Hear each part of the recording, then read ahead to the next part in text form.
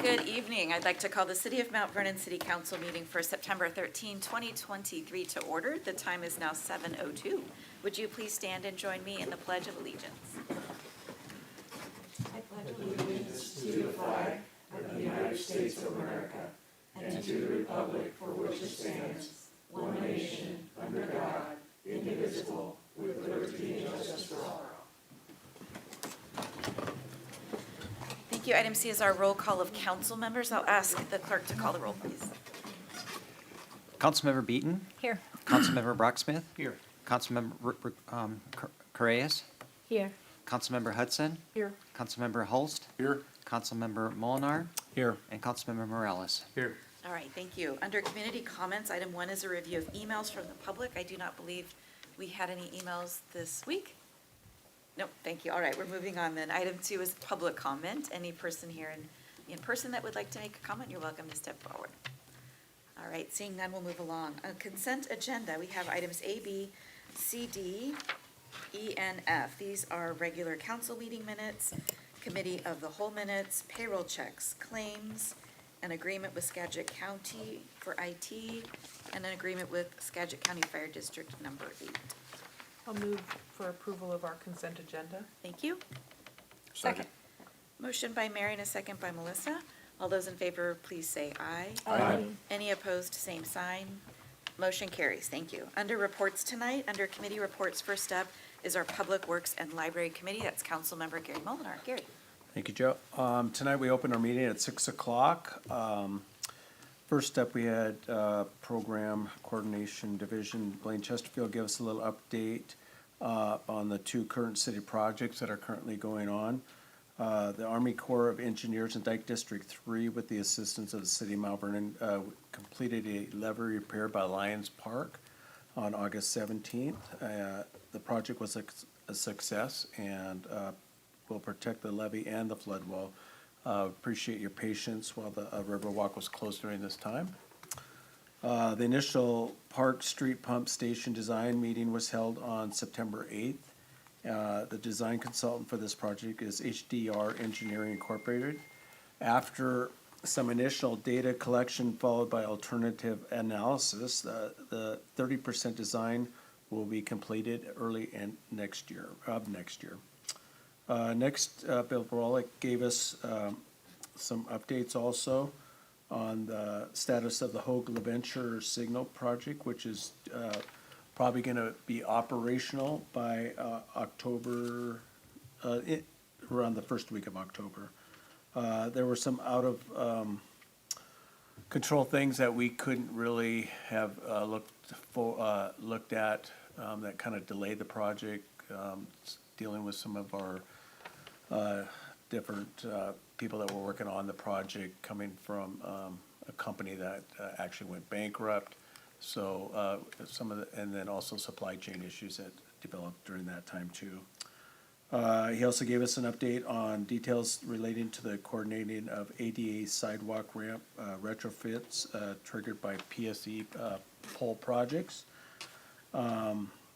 Then we had Chris Phillips, our director, give us some overviews on current activities, flood prep overview, city flood response program checklist. We're going to have the flood awareness week, the 16th through the 20th of October. Then he also gave a cartograph open government software implementation. This will be dealing with general facilities, stormwater, and public operations, and that will be implemented on the week of 18th through. Our library director shared how the library will spend a moment honoring the work of Mrs. Beth Bermani, who gave so much to our library, and just really appreciate her service to our community and library. He also summarized the summer wrap-up program, what works and didn't work in the summer programming. Highlights included events and enrollment adjustments, included the need for an earlier start date and better links to the summer programs, which will probably be implemented next year. He also talked about the attendance at some of the programs that were for outreach that were provided by the library, and just how positive some of the attendances have been at those outreach programs. Jesuita, that works at our library, received a national award too.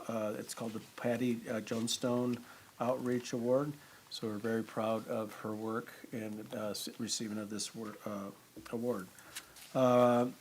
After that, we had for good of the order, and Jill talked about the waivers that were applied for with the federal buy U.S. policy, and how happy she was that the timing of it and how fast it went through.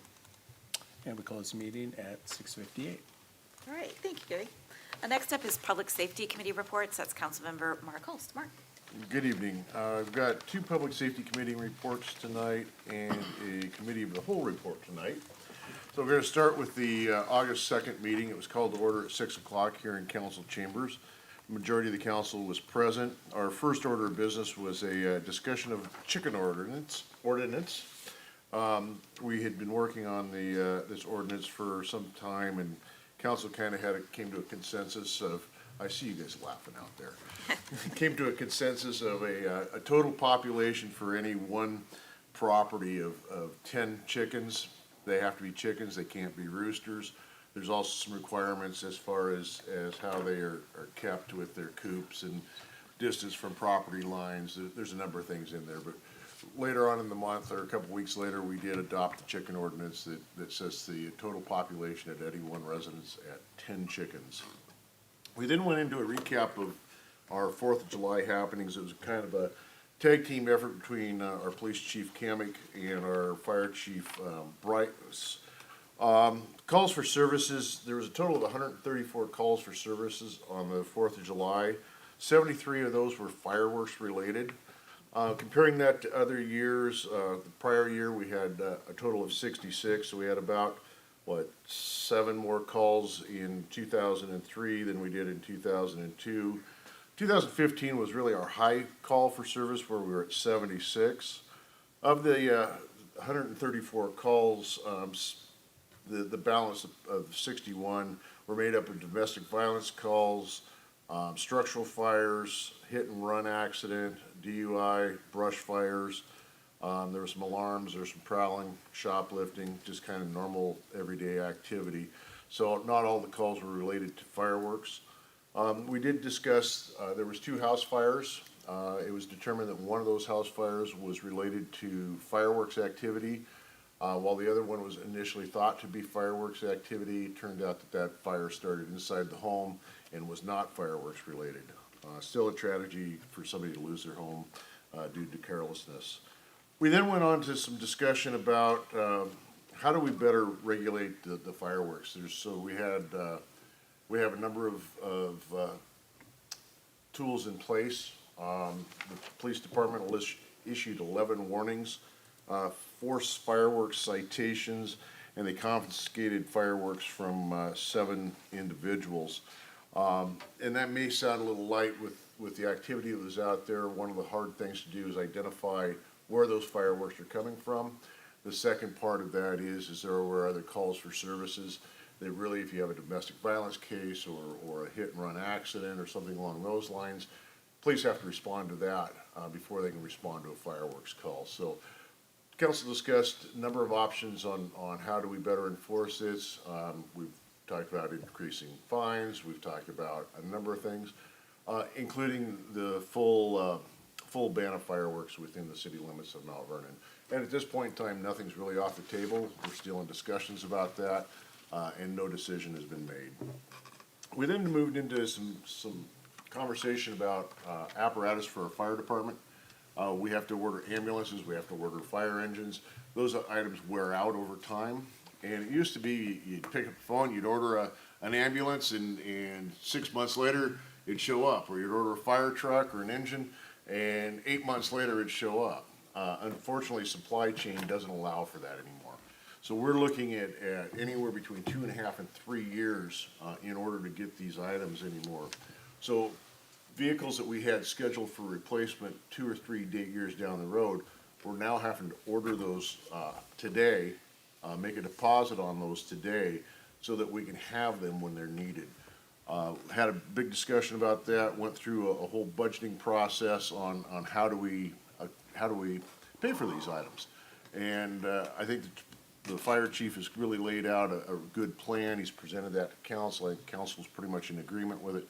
We can't be without these vehicles, so we just have to plan for the supply chain shortage and make those adjustments. And with that, we adjourned that meeting about 7:10. We then, on August 30th, we had a committee of the whole. So the 30th was a fifth Wednesday. Normally, council doesn't meet on the fifth Wednesday of the month, unless there's some good items to discuss. Sometimes council asks for it, sometimes mayor asks for it. And generally, it's just kind of a roundtable to share ideas and to maybe start moving the ball forward on different items. So this week, or this past week, we had some discussions about what are the city's goals for housing. How do we want to move forward to allow for more housing? What type of housing do we want to look at? And we just kind of shared ideas on what should that look like in the future. Our low-income housing, our market rate housing, and our workforce housing. So there's a number of ideas shared, discussed back and forth. Nothing was settled. We threw some stuff up on the board. Research is going to be done, and some more information will come back to us, and we can really take a look and see kind of what direction we want. I'm sure we'll be looking to have some public input on that.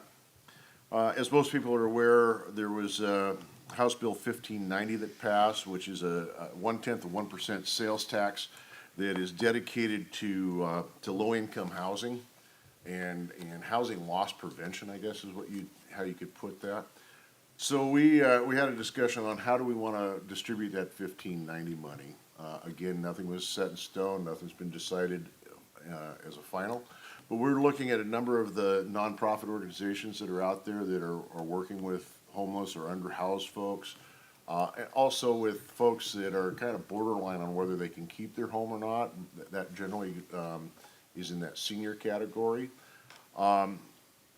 We've talked about going out for RFQs or requests for qualifications or requests for proposals to see what kind of projects could be done that could help the most vulnerable in our community. Again, nothing was decided, threw some ideas out there, and we're waiting for some more information to come back.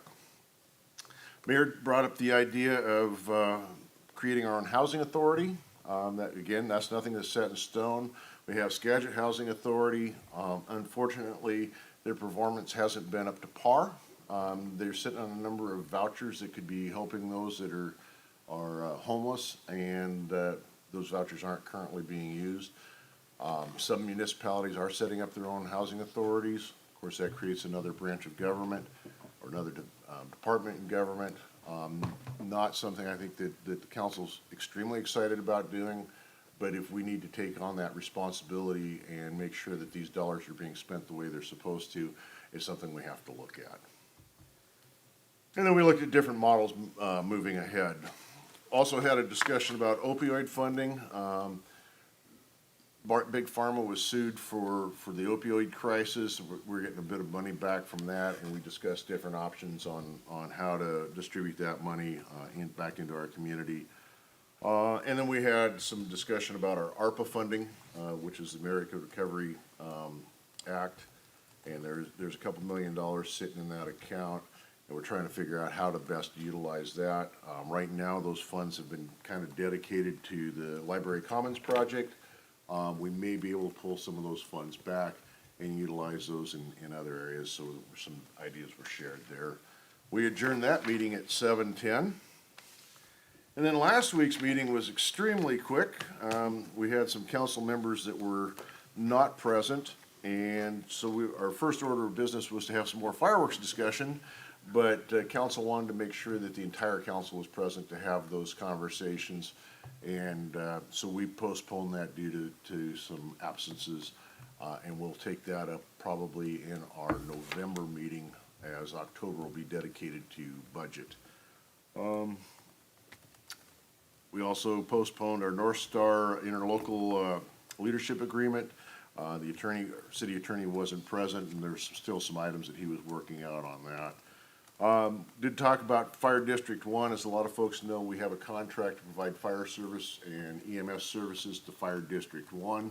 That's been a long-term contract. It was just recently renegotiated, and that's all set. But the district found an extra roughly $30,000, and they wanted to help the city of Mount Vernon out and buy some piece of equipment. And after some discussions, it was decided that a gurney loaded system for our reserve ambulance would best suit the district and also best suit the residents of Mount Vernon. We've got several ambulances. We have one backup reserve ambulance, so when one of the other ambulances either goes down or needs to be serviced, that ambulance is pulled out. All of our other ambulances have this load system. It provides better protection for our patients when we're loading. It gives a lot more stability. It also provides safety and prevents injuries to our firefighter EMS personnel. So we're going to go ahead, accept that generous donation, and we're going to install that unit into our backup unit. And then we had some discussion about our Emergency Operations Center. Just kind of an overview for council on how that works. Who sets up the emergency command center? When is it set up? Who are the participants in it? It was just a good refresher for council. And then we adjourned about 6:30. All right, Was thanks. I 3 minutes? No. Perfect timing. Thank you, Mark. All right, item B under reports tonight is our council member comments. Any council member comments tonight? All right, seeing none, we'll move along. Item C is the mayor's report, which I do not have, so we're going on to D, which is committee agenda requests. Any committee agenda requests tonight? All right, thank you. Under unfinished business, there are no items, so we're on to new business. Item A is the approval of an agreement with Skagit County. This is from Isaac Huffman, our library director, is here to present this item. Isaac? Each year, the city and the county enter into agreement for interlocal library services. It's a fancy way of saying that the county supports those out-of-district card people to get cards in the district, and they provide us money to kind of subsidize that rate. This year, they are offering $13,074, which is slightly down from last year's budget, but in general, they have this number and they divide it amongst 3 libraries, and that's almost exactly 1/3 of the money, so they just kind of split it up this year. I think it's a good money to receive. It does help us subsidize those out-of-district cards. And we are seeing a little bit less of them because of the wider library districts in general and other ways that people can access services, which include school district cards this year. So with that, I would ask that the mayor be allowed to enter into an interlocal agreement with Skagit County for library services. All right, questions for Isaac on this item? I have no questions. I'll make a motion that council authorize the mayor to enter into the interlocal cooperative agreement between City of Mount Vernon and Skagit County. Thank you. Second. All right, motion by Melissa and a second by Iris. All those in favor, please say aye. Aye. Any opposed, same sign. Motion carries. Thank you. Thank you, Isaac. Item B tonight is approval of an agreement amendment. This is with Trantech Engineering LLC. And Chris Phillips, our Public Works Director, is here for this item. It's regarding Thank you, Riverside Mayor. Drive improvements. Oh, sorry about that. Thank you, Mayor. Good evening, Council. Staff recommends amending the professional services agreement with Trantech Engineering LLC for additional engineering design services for the Riverside Drive Improvements 2 project. Skagit Council of Governments awarded the city an additional $300,000 to the Riverside 2 project STBG program as part of filling a regional obligation funding gap. The additional funding requires a 13.5% match, which is approximately $259,500 for federal, and then our match would be $40,500 for the city. The new design total is $702,312. The funding will cover the additional design efforts that have evolved since design commenced last year. Note this design contract combines the design costs of both Riverside Drive projects, 1 and 2. The new combined project cost will be $1,399,000 or $399,532. City staff recommends that the council authorize the mayor to execute a contract amendment with Trantech Engineering LLC for the additional engineering design services on the Riverside Drive projects. The new amount will not exceed $1,399,532. Got it right that time. All right. All right, Pending your questions. questions for Chris on this? All right, what's your pleasure? I'd move the adoption of the amendment agreement number 4277 with Tremtech. Thank you. Second. Motion by Mark and a second by Carrie. All those in favor, please say aye. Aye. Any opposed, same sign. Motion carries. Thank you. All right, thank you. Thanks, Chris. Item C tonight is approval of a memorandum of understanding, or an MOU. This is with Mount Vernon Police Services Guild, and our police chief, Chris Kamick, is here for this item. Chris? Thank you, Mayor. Good evening, council. I'm here before you tonight to request council to authorize the mayor to enter into a memorandum of understanding with Mount Vernon Police Services Guild for a lateral police officer incentive and retention program. So just a little bit of background, since we covered this in a committee. The department currently has multiple commissioned officer vacancies, kind of an inordinate amount, if you will. We currently have one commissioned position that's in the academy, graduates next week, and then two that are awaiting the academy. The vacancies have affected our not only our normal operations that are there, but our ability to staff our specialty positions like canine and traffic, and our team program that works in the grade schools, and some of our supervision. We're just having to scale down to some of the first responder capabilities that are there. Looking ahead, we're also an aging department in there, so we do face additional retirements. So we took a look at the difference between our entry-level candidates, the time frame that it takes them to get up and going solo, versus the laterals that we have acquired. Takes about 11 to 13 months for an entry level.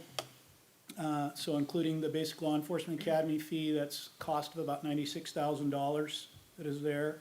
Whereas the two lateral candidates that we've acquired, to compare that to, is about $16,000, because they come with experience. They don't have to go to the academy. A lot of times their field training program is shortened down a little bit. So there's about an $80,000 savings there if you get someone with experience on average. Currently, there's about 7 agencies around us here that offer a similar bonus for lateral candidates that ranges between $15,000 and $30,000. And then if you look across the state, there's 19 additional cities that are offering these incentives. So it's now about an ability to remain competitive as lateral candidates are comparing agencies to go to. But there's also a component that needs to be in place to retain and recognize the work of the people who have committed their time here and are working some of the extra hours to fill the gaps. So this incentive retention program is a 2-part program. Part 1 recognizes the lateral candidate that would be coming from another agency with experience.